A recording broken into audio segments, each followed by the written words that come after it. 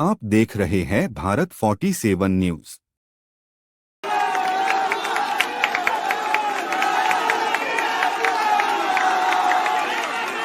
भारत माता की, भारत माता की, इनकलाब, वंदे वंदे।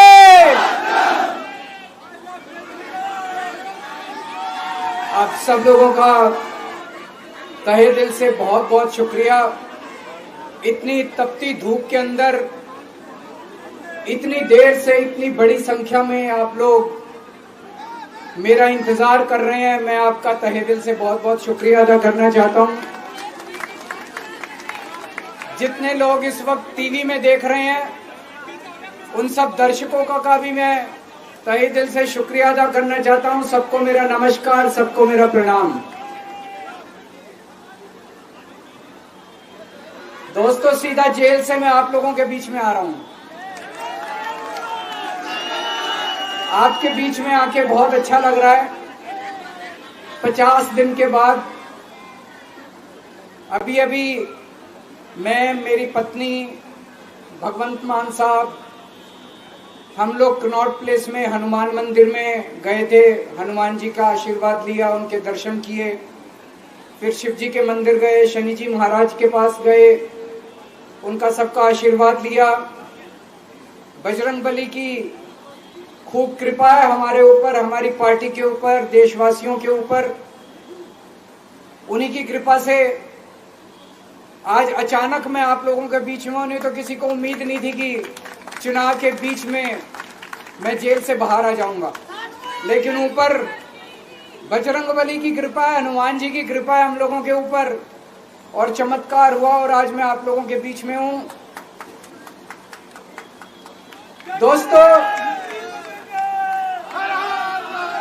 हमारी आम आदमी पार्टी एक छोटी सी पार्टी है, 2 राज्यों के अंदर है, अभी 10 साल पुरानी पार्टी है। हमारी पार्टी को कुचलने में, खत्म करने में प्रधानमंत्री जी ने कोई कसर नहीं छोड़ी। एक साथ हमारी पार्टी के 4 टॉप के नेता जेल भेज दिए एक साथ। अरविंद केजरीवाल, मनीष सिसोदिया, संजय सिंह, सतिंदर जैन। बड़ी बड़ी पार्टियों के अगर 4 टॉप के नेता जेल चले जाएं, पार्टी खत्म हो जाती है। आम आदमी पार्टी के 4 टॉप के नेता इन्होंने जेल भेज दिए। उन्होंने सोचा कि पार्टी खत्म हो जाएगी, लेकिन ये पार्टी नहीं है, ये एक सोच है। जितना ये खत्म करना चाहते हैं उतना ये बढ़ती जाती है, उतना ये बढ़ती जाती है। ये क्रश करना चाहते हैं प्रधानमंत्री जी आम आदमी पार्टी को। जो लोग मोदी जी से मिलने जाते हैं, वो कई लोग हमें भी जानते हैं, वो बाहर आके हमें बताते हैं कि आपके बारे में सबसे पहले मोदी जी से जो भी मिलने जाता है, सबसे पहले वो केजरीवाल की और आम आदमी पार्टी की 10 से 15 मिनट बात करते हैं। उनको कहते हैं कि आने वाले समय के अंदर आम आदमी पार्टी ही देश को भविष्य देने वाली है। वो खुद भी मानते हैं। इसीलिए वो चाहते हैं कि आज ही आम आदमी पार्टी को बढ़ने से रोका जाए, इनको कुचल दिया जाए। ये तानाशाही है। अगर उनको लगता है कि आम आदमी पार्टी आने वाले समय में बीजेपी को चैलेंज देने वाली है, आप अच्छे काम करो, आप देश को भविष्य दो।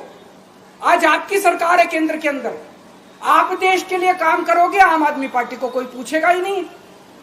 लेकिन आप कुछ काम नहीं करो और आम आदमी पार्टी को कुचल दो, ये जनतंत्र नहीं है, ये इस देश की जनता पसंद नहीं करती।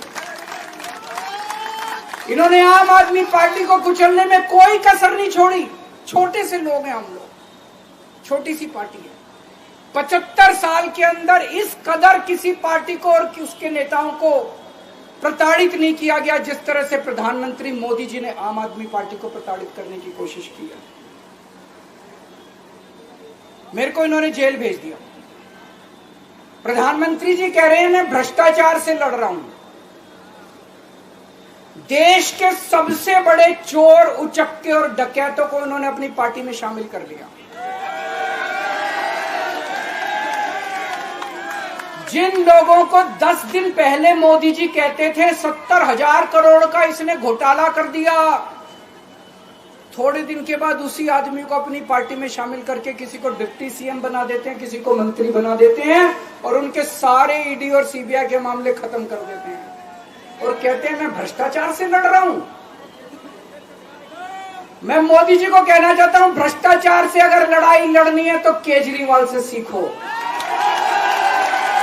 प्रधानमंत्री जी, भ्रष्टाचार के खिलाफ लड़ाई केजरीवाल ने लड़ी है। 2015 में जब दिल्ली में हमारी सरकार बनी थी, हमारे एक मंत्री का एक ऑडियो मेरे पास किसी ने व्हाट्सएप कर दिया।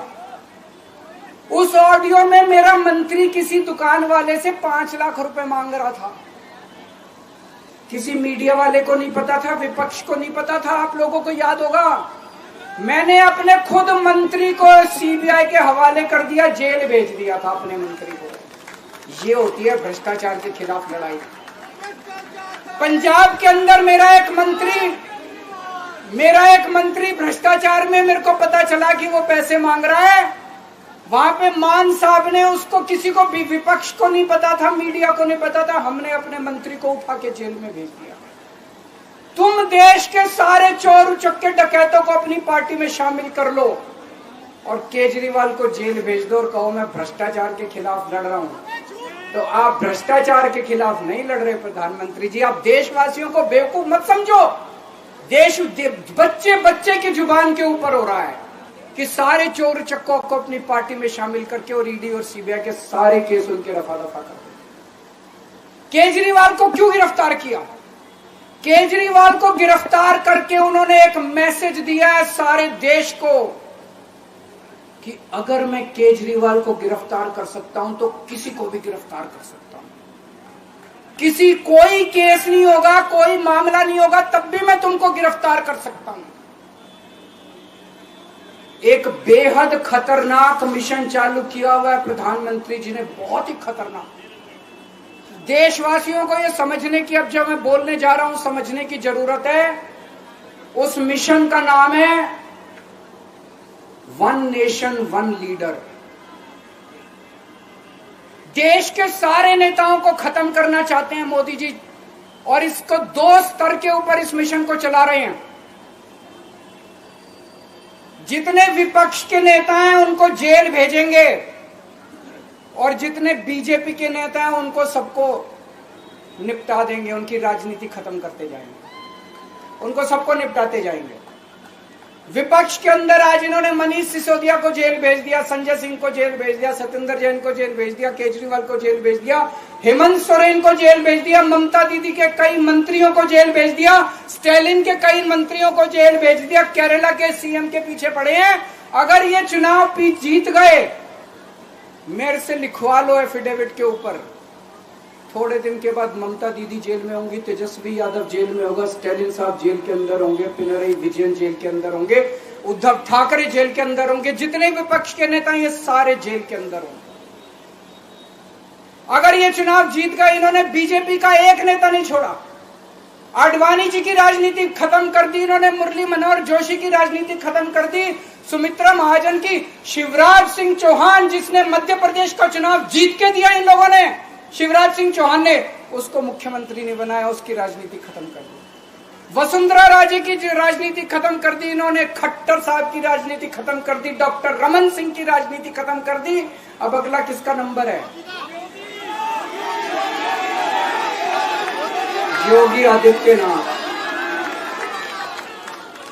अगर ये चुनाव जीत गए, मेरे से लिखवा लो, 2 महीने के अंदर उत्तर प्रदेश का मुख्यमंत्री बदल देंगे।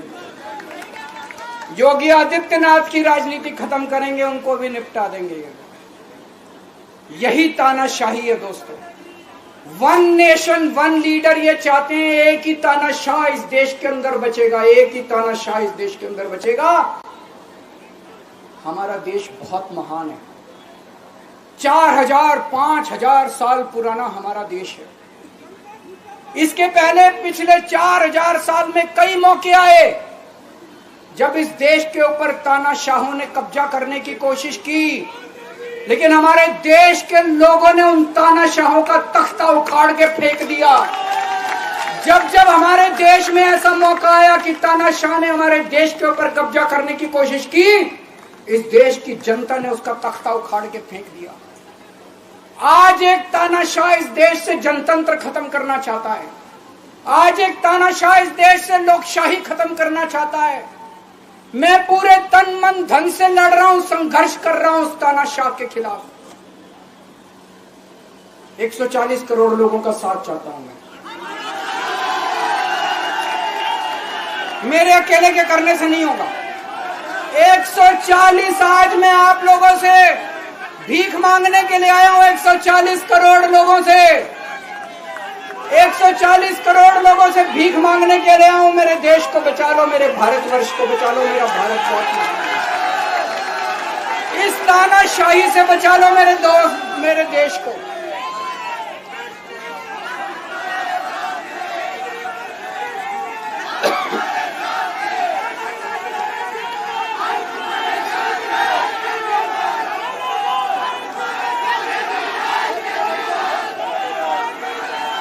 मैं सुप्रीम कोर्ट का बहुत बहुत शुक्रिया अदा करना चाहता हूं। उन्होंने 21 दिन दिए हैं, एक एक दिन में 24 घंटे हैं।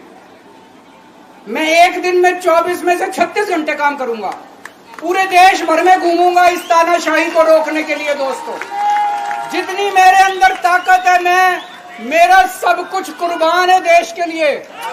मेरा तन मन धन सब कुछ कुर्बान है मेरे देश के लिए।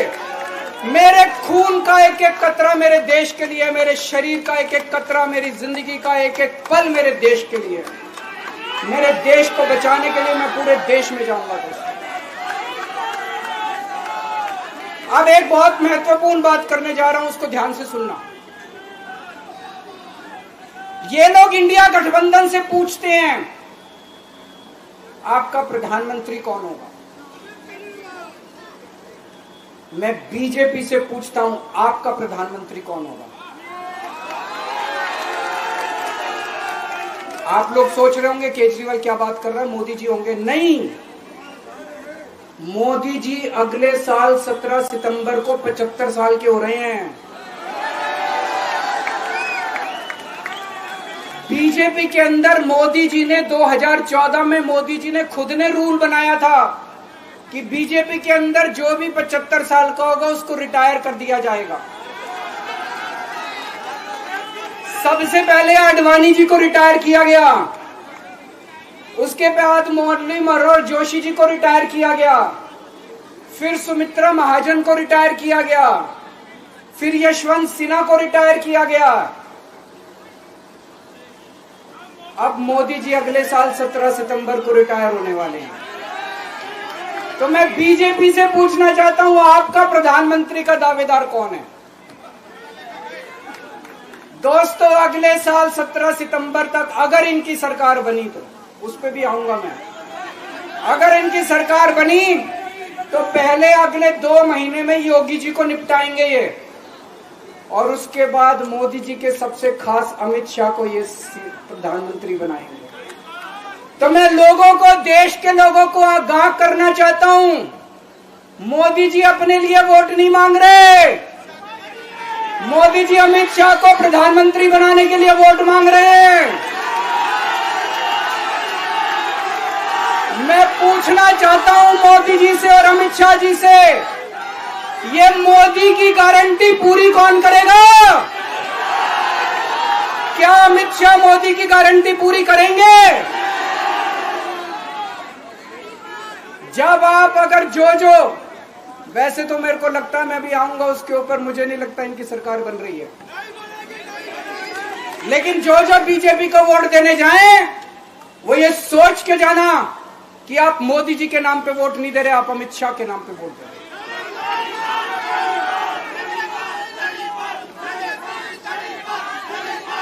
अब एक खुशखबरी है आप लोगों के लिए, अब एक खुशखबरी है। सबको बता देना जो मैंने बातें कही है, बड़ी सोच समझ के कही है।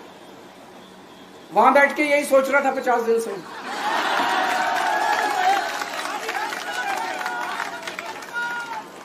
दोस्तों, पूरे देश के मेरे को बाहर निकले हुए 20 घंटे हो गए। इन 20 घंटों के अंदर भी मैंने रात भर में जनता से बात कर रहा था, लोगों से फोन कर रहा था।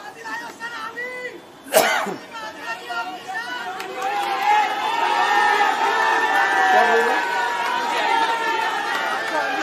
रात को आंधी आई थी।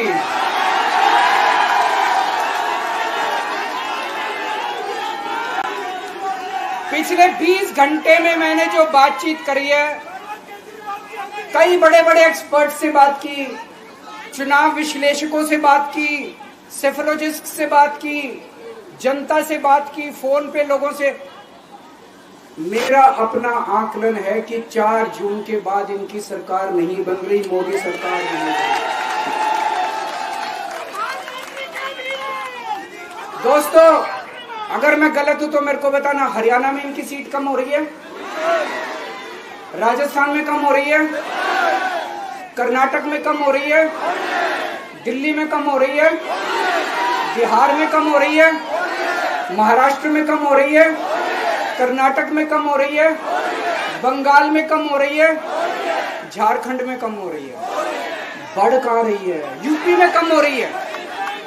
बढ़ कहां रही है? बढ़ एक भी जगह इनकी सीटें नहीं बढ़ रही हैं। मेरा अपना मानना है, और सट्टा बाजार में भी जो चल रहा है, इनकी 220 से 230 के बीच में सीट आ रही है, उससे ज्यादा सीट नहीं आ रही।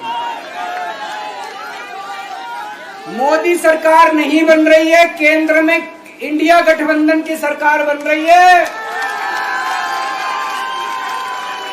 आम आदमी पार्टी उस सरकार का हिस्सा होगी। दिल्ली को पूर्ण राज्य दिलाएंगे। दिल्ली का एलजी लोगों का एलजी होगा, दिल्ली का एलजी दिल्ली वालों का एलजी होगा। गुजरात से आया हुआ अभी, दिल्ली के लोगों का एलजी होगा, दिल्ली के लोगों का विकास होगा। एक और पॉइंट है, जब मैं जेल के अंदर था तो कुछ लोगों ने यह मुद्दा उठाया, केजरीवाल सीएम पद से इस्तीफा क्यों नहीं देता। दोस्तों, केजरीवाल को कभी किसी पद का लालच नहीं हुआ। मैं आप मंत्री, मुख्यमंत्री, प्रधानमंत्री ये सब बनने नहीं आया। इनकम टैक्स में कमिश्नर की नौकरी करता था। कमिश्नर की नौकरी छोड़ के दिल्ली की झुग्गियों के अंदर 1 नहीं, 2 नहीं, 3 नहीं, 10 साल तक मैंने दिल्ली की झुग्गियों के अंदर काम किया है, सुंदर नगरी और नंद नगरी की झुग्गियों के अंदर। इनकम टैक्स कमिश्नर की नौकरी छोड़ के जब मेरे को दिल्ली की जनता ने पहली बार सीएम बनाया, असूलों के ऊपर 49 दिन के अंदर सीएम पद से इस्तीफा दे दिया था। एक चपरासी की नौकरी कोई नहीं छोड़ता। सीएम बनने के लिए लोग अपना दायां हाथ कटाने के लिए तैयार होते हैं। मैंने खुद से अपने आप सीएम की कुर्सी को लात मार दी थी 49 दिन के अंदर। मेरे लिए सीएम पद इंपॉर्टेंट नहीं है। आज मैंने सीएम पद से इस्तीफा क्यों नहीं दिया जेल जाने के बाद? दोस्तों, पिछले 75 साल में भारतवर्ष में इतने राज्यों के चुनाव हुए, इतने राज्यों के चुनाव हुए, दिल्ली के अंदर सबसे ऐतिहासिक बहुमत से आम आदमी पार्टी जीती। 55-56% वोट, एक बार 67 सीट, एक बार 62 सीट। इतने भारी बहुमत से आज तक कोई राज्य की सरकार 75 साल में नहीं जीती। इतने भारी बहुमत से जीतने के बावजूद झूठा केस, अब उनको पता है वो हमें हरा नहीं सकते दिल्ली के अंदर। उन्हें पता है अगले 20 साल तक दिल्ली में आम आदमी पार्टी को कोई नहीं हरा सकता। तो उन्होंने एक षड्यंत्र रचा, राजनीतिक षड्यंत्र रचा। केजरीवाल को झूठे केस में जेल भेज दो, केजरीवाल को इस्तीफा देना पड़ेगा, केजरीवाल की सरकार गिर जाएगी। उन्होंने ये षड्यंत्र रचा। मैंने कहा मैं भी इस्तीफा नहीं दूंगा। तुम अगर जनतंत्र को जेल में कैद करोगे तो जनतंत्र जेल से चला के दिखाएंगे। दोस्तों, सरकार भी जेल से चला के दिखाएंगे। कतई इस्तीफा, तुम्हारे ट्रैप में फंसने वाले नहीं हम। ये अगर हेमंत सोरेन साहब को भी इस्तीफा नहीं देना चाहिए था, जेल से सरकार चलानी चाहिए। अगर हमने इस्तीफा दे दिया, ये तो बड़ा अच्छा इनके लिए। जिस राज्य के अंदर ये चुनाव हारेंगे उसके मुख्यमंत्री को पकड़ के जेल में डाल दो, सरकार गिरा दो। उसके मुख्यमंत्री को पकड़ के जेल में डाल दो, सरकार। आज मैं अगर दिल्ली की जेल के अंदर रह के दिल्ली की जेल से इस्तीफा नहीं दे रहा, वो इस तानाशाही के खिलाफ संघर्ष कर रहा हूं, इसको समझ लेना। केजरीवाल को किसी पद का लालच नहीं है। सीएम तो 100 सीएम की कुर्सी देश के नाम कुर्बान है। मुझे पता चला, मेरे जेल जाने से बहुत लोग भावुक हुए, खासकर मेरी माँ, बहनें, महिलाएं बहुत रोई, कईयों ने बहुत मन्नतें मांगी। मैं सबका बहुत बहुत शुक्रिया अदा करना चाहता हूं, जिन लोगों ने अपनी दुआएं, करोड़ों लोगों ने अपनी दुआएं भेजी हैं। पूरी दुनिया भर से करोड़ों लोगों ने दुआएं भेजी। उन्हीं के आशीर्वाद का कमाल है कि आज मैं आप लोगों के बीच में हूं। आप लोग सब लोग सुखी रहें, देश खूब तरक्की करे, फले फूले, आप सब लोग खूब खुश रहें, ऐसी मेरी प्रभु से इच्छा है। भारत माता की। आप देख रहे हैं भारत 47 न्यूज।